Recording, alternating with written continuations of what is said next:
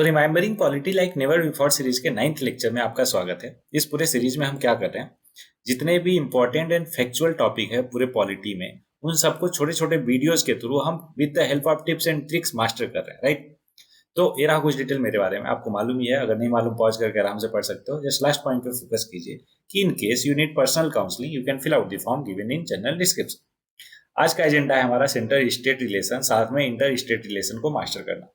अब इसको हम तीन फ्रंट पे देखेंगे। पहला है legislative relation between centre and state, दूसरा है एडमिनिस्ट्रेटिव रिलेशन और थर्ड वन है फाइनेंशियल रिलेशन। तो वन बाय वन सबको मास्टर करते हैं। स्टार्ट करते हैं लेजिस्लेटिव रिलेशन से। तो पहला पॉइंट है कि लेजिस्लेटिव रिलेशन जो है बिटवीन सेंटर एंड स्टेट, वो मेंशन है part 9 of our Indian constitution from article 245 से लेकर 255 तक। आपको पता है कि पार्लियामेंट जो है पूरे इंडिया के लिए लॉज बना सकता है, पूरे टेरिटरी ऑफ इंडिया के लिए। वहीं पर अगर स्टेट की बात करें तो केवल अपने स्टेट के लिए ही लॉज बना सकता है। अगला पॉइंट ये है कि ये सारा कुछ कहाँ पे मेंशन है। आपको पता है हमारे कॉन्स्टिट्यूशन में 7th शेड्यूल है, जो जिसमें फेडरल लिस्ट है। फेडरल लिस्ट क्या बोलता है कि हमारे पास टोटल 3 लिस्ट है। पहला है यूनियन लिस्ट, दूसरा कंकरेंट लिस्ट और तीसरा है स्टेट लिस्ट, राइट। तो स्टेट लिस्ट में कुछ ऐसे सब्जेक्ट मेंशन है जिसपे केवल और केवल स्टेट गवर्नमेंट लॉज बना सकती है। वहीं पे कंकरेंट लिस्ट और यूनियन लिस्ट में, जैसा कि नाम है, यूनियन में पार्लियामेंट बना सकती है और कंकरेंट लिस्ट में दोनों बना सकते हैं। लेकिन किसका प्रिवेल करेगा? यूनियन का। जो लॉज बनेगा यूनियन द्वारा, पार्लियामेंट द्वारा, वो ज्यादा प्रिवेलेंट होगा। होपफुली आपको ये तीसरा पॉइंट भी क्लियर। चौथे पॉइंट की बात करते हैं कि 42nd अमेंडमेंट एक्ट ऑफ 1976 में क्या हुआ कि 5 सब्जेक्ट जो पहले स्टेट लिस्ट में थे उसको उठा के कंकरेंट लिस्ट में डाल दिया गया। कौन कौन से वो सब्जेक्ट हैं? पहला है एजुकेशन, दूसरा फॉरेस्ट, तीसरा है वेट्स एंड मेजर, चौथा है protection of wild life and birds और पांचवा है एडमिनिस्ट्रेशन ऑफ जस्टिस। ये 5 के 5 पॉइंट को स्टेट लिस्ट से उठा के कंकरेंट लिस्ट में डाल दिया गया। अब एक चीज और आपको ध्यान में रखना है, जो रेजिड्यूरी पावर होता है ना, रेजिड्यूरी सब्जेक्ट ऐसे सब्जेक्ट होते हैं जो उस टाइम तक नहीं पता होते क्या होता है क्या नहीं। For example internet. अब 1950s के टाइम पे इंटरनेट तो थोड़े ना पता था किसी को, राइट। तो ऐसे सब्जेक्ट जो किसी लिस्ट में नहीं है वो रेजिड्यूरी सब्जेक्ट कहे जाते हैं, और उस पे लॉज कौन बना सकता है? पार्लियामेंट बना सकता है। होपफुली आपको इतना सारा कुछ अच्छे से क्लियर। आगे पॉइंट पढ़ते हैं लेजिस्लेटिव रिलेशन में कि जो कॉन्स्टिट्यूशन है वो एम्पावर करता है पार्लियामेंट को कि वो आप स्टेट सब्जेक्ट पे भी लॉ बना पाओ स्पेसिफिक कंडीशन में। टोटल 5 कंडीशन है, वन बाय वन पांचों को समझते हैं। पहला कंडीशन है कि जब राज्यसभा स्पेशल मेजॉरिटी मतलब 2/3 प्रेजेंट इन वोटिंग से एक रिजोल्यूशन पास करता है कि आप इस पर्टिकुलर सब्जेक्ट पर कानून बनाओ। किसको? पार्लियामेंट को। तो पार्लियामेंट उस पर लॉज या कानून बनाता है। दूसरा है during national emergency. National emergency के दौरान पार्लियामेंट जो है स्टेट सब्जेक्ट के लिए लॉ बनाता है। तीसरा यहाँ पे इग्नोर कीजिए थोड़ी देर के लिए, ये पूरा का पूरा दूसरा पॉइंट ही है। तो ये तीसरा हो जाएगा, फिर ये चौथा हो जाएगा, एंड पांचवा हो जाएगा। ओके, तो दूसरा फिर से समझाता हूँ कि ड्यूरिंग नेशनल इमरजेंसी जो पार्लियामेंट है वो स्टेट सब्जेक्ट पर भी लॉज बनाता है। लेकिन ये ध्यान में रहे आपको कि जैसे ही नेशनल इमरजेंसी हट जाता है उसके 6 महीने के बाद वो इनऑपरेटिव हो जाता है, जो भी लॉ पार्लियामेंट ने बनाया। एकदम क्लियर? गुड। तीसरे पॉइंट पे आते हैं कि जब लेजिस्लेचर ऑफ 2 या 2 से अधिक स्टेट जो है एक रिजोल्यूशन पास करते हैं कि पार्लियामेंट हमारे इन सब्जेक्ट पे लॉज बनाए, तो उस केस में भी पार्लियामेंट लॉ इनेक्ट कर सकता है स्टेट सब्जेक्ट पे। चौथा है कि जब पार्लियामेंट जो है इंटरनेशनल ट्रीटीज या एग्रीमेंट को इम्प्लीमेंट करने के लिए लॉज बनाता है, तो भी स्टेट सब्जेक्ट पे भी वो लॉ बना सकता है। पांचवा है, लास्ट है, कि जब प्रेसिडेंट रूल लगा हो किसी स्टेट में, तो उस टाइम पे भी जो लेजिस्लेटिव पावर है ना स्टेट का, वो किसके पास ट्रांसफर हो जाता है? पार्लियामेंट के पास। और ध्यान रहे कि अगर पार्लियामेंट प्रेसिडेंट रूल के दौरान कोई भी लॉज बनाता है जो इम्प्लीमेंट होता है स्टेट में, तो प्रेसिडेंट रूल हटने के बावजूद भी वो लॉ जो है चलता रहता है, ऑपरेशन में रहता है। कब तक रहता है? जब तक स्टेट असेंबली उसको रिवोक ना करे लॉज बना के। होपफुली आपको ये सारा कुछ बहुत ही अच्छे से क्लियर। तो ये सारे थे हमारे लेजिस्लेटिव रिलेशन। अब बात करते हैं एडमिनिस्ट्रेटिव रिलेशन का। तो देखिए ये मेंशन है 256 से लेकर 263 आर्टिकल इन पार्ट 9। जो एग्जीक्यूटिव पावर है ना, वो डिवाइड किया गया है बिटवीन सेंटर और state on the line of distribution of legislative power. जैसा ऊपर हमने देखा लेजिस्लेटिव पावर, उसी लाइन पे एग्जीक्यूटिव पावर को भी डिवाइड किया गया है बिटवीन सेंटर एंड स्टेट। और तीसरा पॉइंट है कि जो एग्जीक्यूटिव पावर है हर एक स्टेट का ऐसे एक्सरसाइज किया जाना चाहिए कि वो इंश्योर करे compliance with the laws made by the parliament and any existing law जो अप्लाई होता है स्टेट में। साथ ही साथ एक और पॉइंट का ध्यान देना है कि वो इम्पीड या फिर प्रिजुडिस नहीं करना चाहिए exercise of executive power of center in that state. Article 365 की बात करें तो ये कहता है कि जहां पे स्टेट फेल हुआ कंप्लाई करने में, है ना, जो डायरेक्शन दिया गया किसके द्वारा, सेंटर के द्वारा, उससे कंप्लाई नहीं कर पाता, in that case president rule लगा सकते हैं उस पर्टिकुलर स्टेट में, है ना। अब कौन से आर्टिकल के अंडर प्रेसिडेंट रूल लगता है? आर्टिकल 356। तो 356 आर्टिकल में पावर ऑफ लेजिस्लेटर, मैंने ऊपर बताया आपको कि वो एक्सरसाइजेबल बाय पार्लियामेंट हो जाता है ना, स्टेट को हटा के पार्लियामेंट एक्सरसाइज कर सकते हैं लेजिस्लेटिव पावर।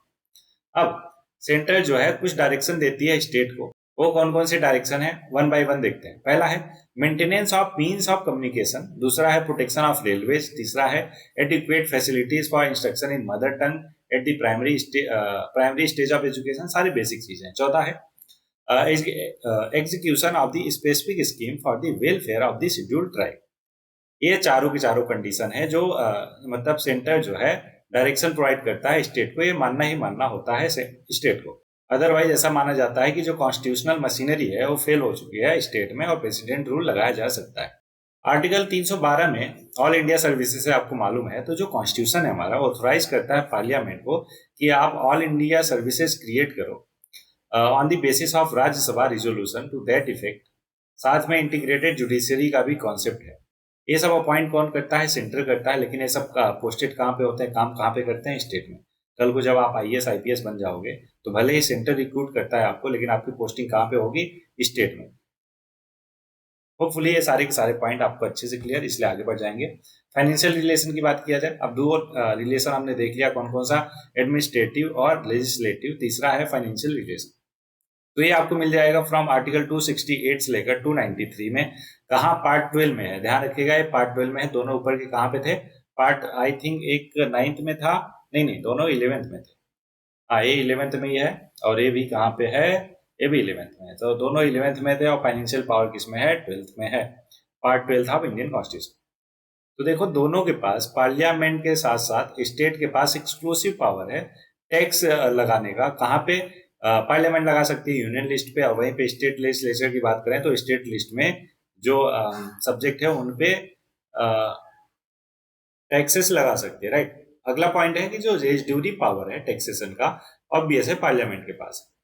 प्रेजेंट पोजीशन जो है with respect to distribution of taxes revenue between the centre and state, वो कुछ इस तरीके का है। देखो एकदम सिंपल चीजें हैं। फॉर एग्जांपल पहला मैं एक्सप्लेन कर देता हूँ, बाकी आप आराम से पढ़ लेना। पहला है जो taxes levied by the centre but collected by and appropriated by the state है, वो आर्टिकल 268 में मेंशन है। वो है including stamp duty, bills of exchange और चेक्स, प्रॉमिसरी नोट्स एक्सेट्रा। ये सारे के सारे चीजों पे जो टैक्स लगता है वो कौन लगाता है? सेंटर। बट कलेक्ट कौन करता है? कलेक्ट एंड अप्रोप्रिएट कौन करता है? स्टेट। होपफुली आपको क्लियर। इसी तरीके से ये हो गया पॉइंट B, C, D जो है ये डिफरेंट टाइप के टैक्सेस है, कौन लगाता है, कौन कलेक्ट करता है, वो सारा कुछ बेसिक चीजें आप आराम से एक बार पढ़ोगे क्लियर हो जाएगा। इसलिए आगे बढ़ जाते हैं। नेक्स्ट पॉइंट है हमारा grant in aid to the state. अब ये दो टाइप का है, एक है स्टेचुअरी ग्रांट्स और दूसरा है डिस्क्रेशनरी ग्रांट। जैसा कि नाम है, पहला स्टेचुअरी है, इसका मतलब जिसको भी फाइनेंशियल असिस्टेंट की नीड होगी, है ना, उसको ही ये दिया जाएगा एज पर आर्टिकल 275। वहीं पे डिस्क्रेशनरी ग्रांट्स की बात करें तो ये मेंशन पाता है 282 आर्टिकल में, जो इंपावर करता है बोथ सेंटर एंड स्टेट को ऐसा ग्रांट जो है किसी पब्लिक पर्पज को पूरा करने के लिए देना। और ये कंपलसरी नहीं है कि देना ही देना है, उसके डिस्क्रिप्शन पे है, वो चाहे तो दे सकता है।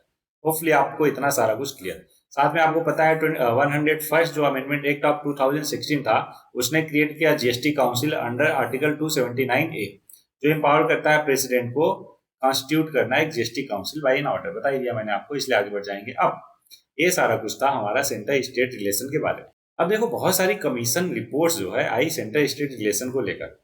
तो उसमें स्टार्ट करते हैं पहला report, that is ARC report, first ARC report of 1966, जिसमें ये उसका रिकमेंडेशन ये था कि अंडर चेयरमैनशिप ऑफ पहले ये समझ लीजिए कि है क्या, किसके द्वारा, या फिर यूं कहिए कि चेयरमैन कौन थे उसके, मोरारजी देसाई साहब थे। क्या रिकमेंड किया उसने?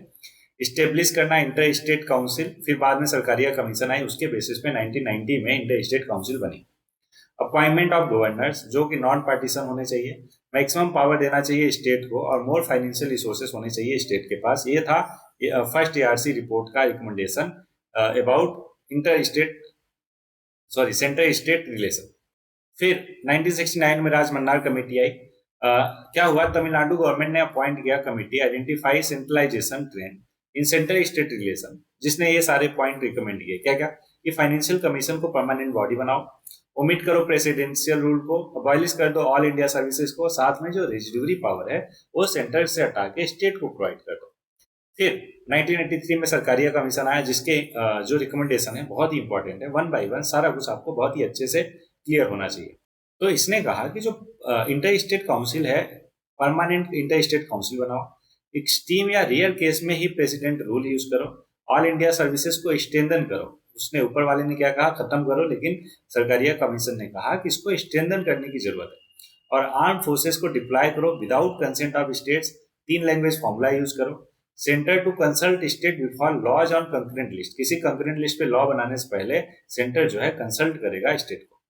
अदर इज ड्यूरी पावर जो है वो कंकरेंट लिस्ट में डालो। और अपॉइंटमेंट ऑफ गवर्नर जो है he should be outside of the state, state का नहीं होना चाहिए, उससे बाहर का होना चाहिए। और not to be eligible for any office of profit, किसी ऑफिस ऑफ प्रॉफिट के लिए एलिजिबल नहीं होना चाहिए। And can appoint for second term, दूसरे टर्म के लिए भी उसको अपॉइंट किया जा सकता है। ये सारा कुछ रिकमेंडेशन था सरकारिया कमीशन का, जो कि 1983 में फॉर्म हुई थी। फिर उसके बाद 2007 में पुंछी कमीशन बनी, जिसका रिकमेंडेशन ये था। अच्छा, इसने हेल्प लिया सरकारिया कमीशन का, साथ में सेकेंड एआरसी रिपोर्ट का। और कोऑपरेटिव फेडरलिज्म जो है वो है की है यूनिटी के लिए। उसका रिकमेंडेशन कुछ इस तरीके की है कि selection of governor on the basis of Sarkaria commission recommendation, जो सरकारिया कमीशन ने बोला था ना, उसके बेसिस पे ही आप गवर्नर को सिलेक्ट करोगे। और जैसे प्रेसिडेंट का इम्पीचमेंट होता है, सेम मैनर में गवर्नर का भी इम्पीचमेंट होना चाहिए अगर ऐसा कुछ दिक्कत आती है तो। साथ में governor not to be a chancellor of university create करना है न्यू ऑल इंडिया सर्विसेज को। और इंटर स्टेट ट्रेड और कॉमर्स कमीशन को सेटिंग अप करना है, सेट करना है उसको। होपफुली आपको ये सारा कुछ क्लियर। अब पॉइंट आता है इंटर स्टेट रिलेशन का। तो देखो, सरकारिया कमीशन के बेसिस पे 1990 में इंटर स्टेट काउंसिल बना, जो कोऑर्डिनेट करता है रिलेशनशिप बिटवीन स्टेट्स और बिटवीन सेंटर एंड स्टेट।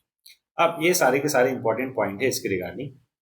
ये पूरा का पूरा फैक्चुअल है, बस ध्यान में रखना है कि प्रेसिडेंट जो है can establish inter state council और डिफाइंस नेचर एंड ड्यूटीज। साथ में प्रेसिडेंट ने स्टेब्लिश किया है फॉलोइंग काउंसिल, ये सारे के सारे नाम है, आपको कम से कम 2 बार पढ़ना है।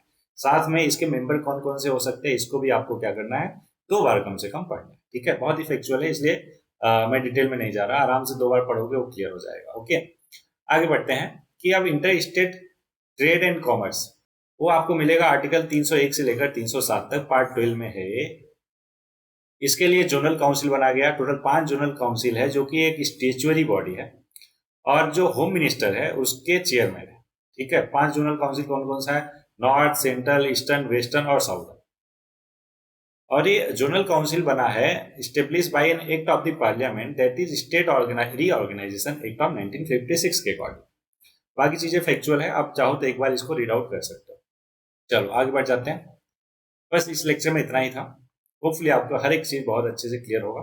आई नो थोड़ी बहुत चीजें मैंने छोड़ दिया है कि आप उसको पढ़ लेना, क्योंकि बहुत ही फैक्चुअल है। मैं भी पढ़ूंगा, आप भी वो करोगे, सेम चीज है, तो इसलिए आगे बढ़ गए अपन।